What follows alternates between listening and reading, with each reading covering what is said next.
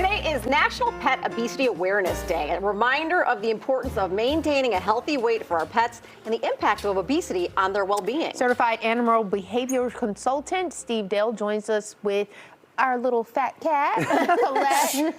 Don't tell her that. I know, and you know, people think it's funny and that it's cute, but it really is harmful to the pet. It totally is. First of all, it's great to see you guys. You too. Always. Yes. And this we are about to set a world's record. I'm crossing my fingers. Oh. The world's most laid-back cat in a TV studio ever. Really? Because Colette is. But you are totally right. Being overweight or obese for dogs as well as cats is a problem, not only for quality of life, which I can talk about, but lifespan. These cats, so let's talk cats for a second. Okay. So Colette is not diabetic. Okay. But diabetes turns out to be an epidemic. That's right, in the cat world. And it is associated only with overweight or obese cats. You know, people so many times feel like they're showing their love through food for their animals because that's the way they only think animals can understand, but they're really doing such a disservice. You're totally correct. So we need to stop being grandmas and grandpas to our pets who say, more food. No, that's not enough. More food, more food. Having said that, so when I was a young behavior consultant, what I learned was what you just said. And there's truth to that. People do overfeed. People offer too many treats. But having said that, and also table food. Don't get me started. So that's- many reasons. Yep. But that's not the only part of the story. And you know, we tend to say, it's your fault, your pet is fat. And oftentimes it's not necessarily. They have some hormonal stuff going on? Yes. Oh, yes. interesting. So Okay. it turns out early spay-neuter changes hormones. Okay. I'm for spay-neuter. Don't be mistaken about that. But And eight months to over a year is what they're giving roundabout nowadays, right? Cats can be a bit earlier than Okay. dogs, and the dog issue is a whole other issue Right. depending on breeds and other factors.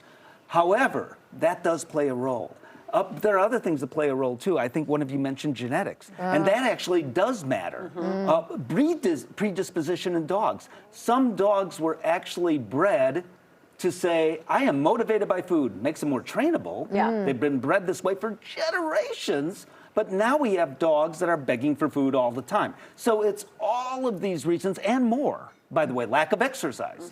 Wait, but what about the people that I see walking their dogs and cats in strollers? I love that. Oh my gosh. Sometimes. No. Let me explain. Okay. And I've got a fun fact for you. Are you ready? Yeah. There are almost more strollers being sold for pets than babies in America. Oh my Get out. gosh. Really? And in South Korea, there are more pet strollers sold than for babies. Babies. Oh my God. Yeah. But why is that a good thing? Well, for older animals who Okay. otherwise Oh, can't only be older with you. animals. Okay. Either older animals, Got it. post-surgery, that kind of thing, or animals that have a physical problem. Then I love it because they can be with you. For cats, it's a way to get outdoors for those that are not leash or harness trained.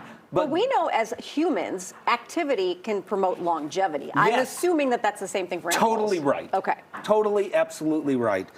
So today is National Pet Obesity Awareness Day, and the Association for Pet Obesity Prevention has, if you have a pet, a dog or a cat, and you guys have pets, right? Yep. I do. Well, you Not could. anymore. Oh, I know. You could put Colette down if she wants I to know. sit in her bed. Let's see if we could get you a little. I know it's hard to be in this TV studio. Yeah.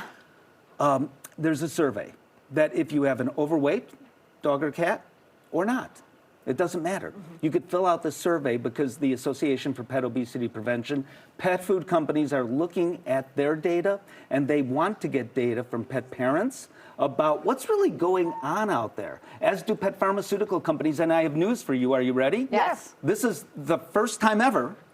This is breaking news. There will be, I believe, an Ozempic-like drug Get for outta dogs and here. cats. Stop. Not tomorrow. It'll be a couple of years, but really, this is going to happen. Because it's so Yeah. detrimental Because to it their is- health. It is prevalent incredibly too. arthritis. We now Yes, know all the weight on their joints? Yes. Yes. It's terribly underdiagnosed in dogs, even more so in cats. So it's not about just cutting back on the meals. It's not about just exercising more.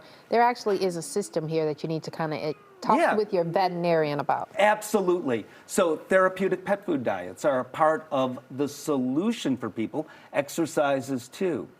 Real quick, before we let you go, Yeah, yeah. Colette is also up for adoption where? Oh, thank you. Yes. Oh my gosh. Harmony House Animal Shelter in Chicago. They're in the Avondale neighborhood, 2914 North Elston Avenue. Thank you for saying that. Thank you, And this absolutely. cat would be great for a she's been senior, so especially. chill. Yeah, absolutely. Considering the circumstances. I hear you. Look at her. Take your 10 seconds of fame. Yes, Maybe you'll find her forever. Thank you, Steve. Really, for a senior, right. great choice. SteveDale.tv is where you find more information. PetObesityPrevention.org also.